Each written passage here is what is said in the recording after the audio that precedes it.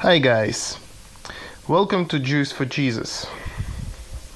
It is time for a video promised long ago. So far I have been mainly presenting textual arguments against Christianity and Islam. Even though I use Jewish texts, they were not useful to debunk any of the Jewish claims.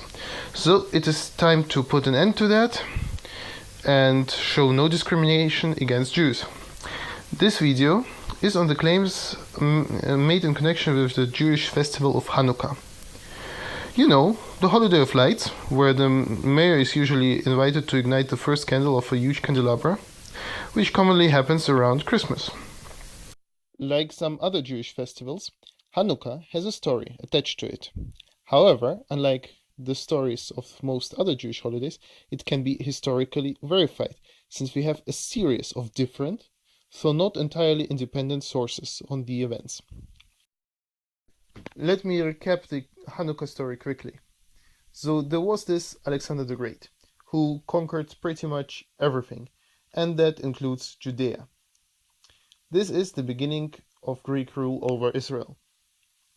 That went well for some time, but then Antiochus Epiphanes, the king of the follow-up Seleucid Empire, forbade, under capital punishment, some important Jewish rituals: circumcision, keeping the Jewish calendar, and sacrifices.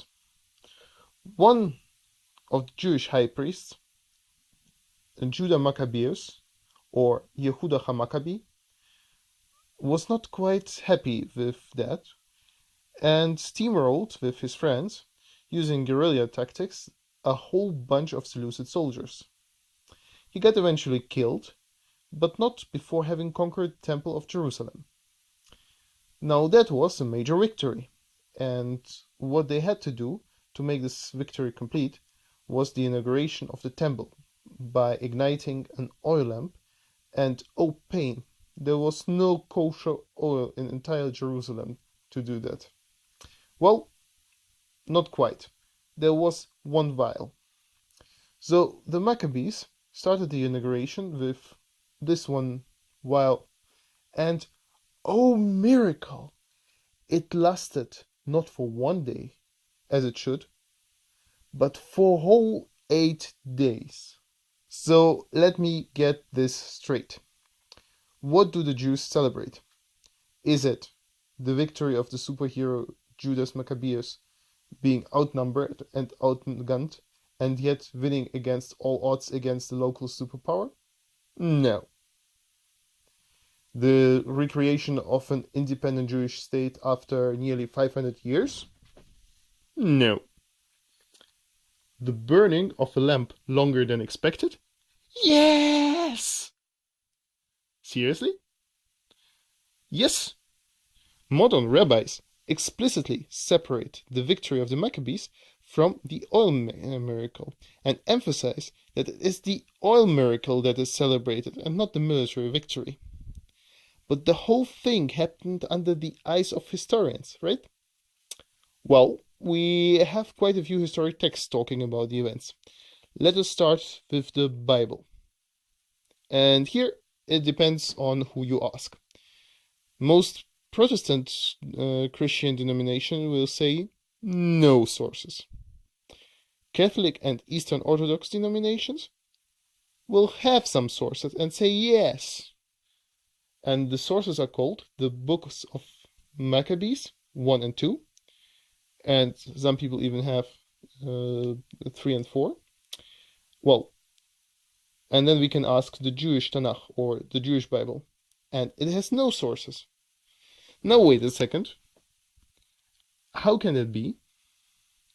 It is a Jewish holiday, and it's not in a Jewish Bible.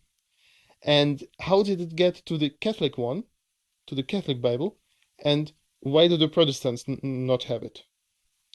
So while Catholics and Eastern Orthodox Christians use the Greek Septuagint as their source on the Old Testament, the Protestant translated their Old Testament from the Jewish Tanakh.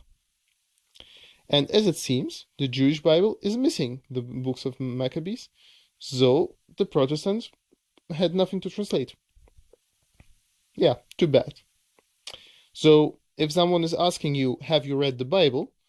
You are in full right to ask, which one?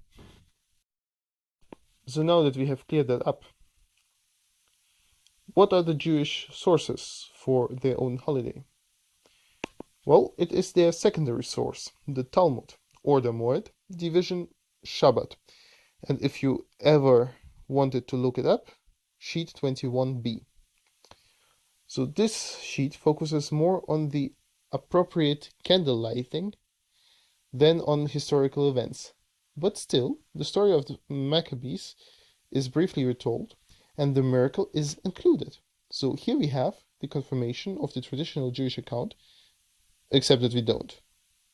The upper layer of the Talmud is written between 400 and 600 CE, which does not make it a contemporary source by any meaning of the word contemporary, especially not when noting that the Maccabees lived around 160 BCE.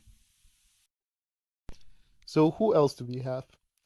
Well, there is Josephus Flavius, who authored the Wars of the Jews, and he was born roughly 40 CE, which gets him much closer to the events of Hanukkah, and his works do not mention the miracle either.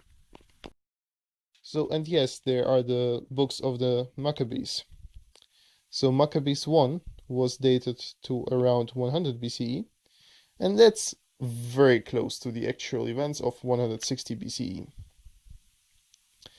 So what do the earlier sources tell us? Basically, they draw the Maccabees in a heroic light and tell us how they fought the Greeks while being outnumbered, how heroic and great they were. They also depict the Greeks as monstrous rulers whose only goal was to eradicate Judaism and make every Jew praying to Zeus. They add some details to the story, making the surviving Maccabee a king, a high priest, and a prophet. In short, the books of Maccabees and Josephus used every opportunity to make their heroes, the Maccabees, larger than life. So what we need to take away from their books is that any fact or legend that was around would have been exploited for the sake of praising the Maccabees, be it natural or supernatural. And especially if such a miracle was known to the authors of the Maccabees or Josephus, surely it would have been mentioned, if not exaggerated. Is it mentioned? No. And why? Well, ignorance could be one explanation. So, the more contemporary testimonies are ignorant of the event that is supposed to be the origin of the Hanukkah celebration. And that means that by the time the Talmud was written, the holiday got reinterpreted into what it appears to be now. What could be the possible motivation to forge such a miracle claim? Well, very shortly after the events described in the Hanukkah story, Judea got conquered by Rome. Another Jewish center, that is Nineveh, was under the Parthians and somewhat later under the Sassanid Persians. So in both cases, they were under the rule of a central power that was for sure not very fond of a glorification of an uprising. So it was a wise move to give the holiday a more pacifist interpretation, and by the time of the Talmud, that happened. I do not want to say, by any means, that we are dealing with a great rabbinic conspiracy here. However, with this story, it is clear that not everything that rabbis teach is true. Not now and not in late antiquity.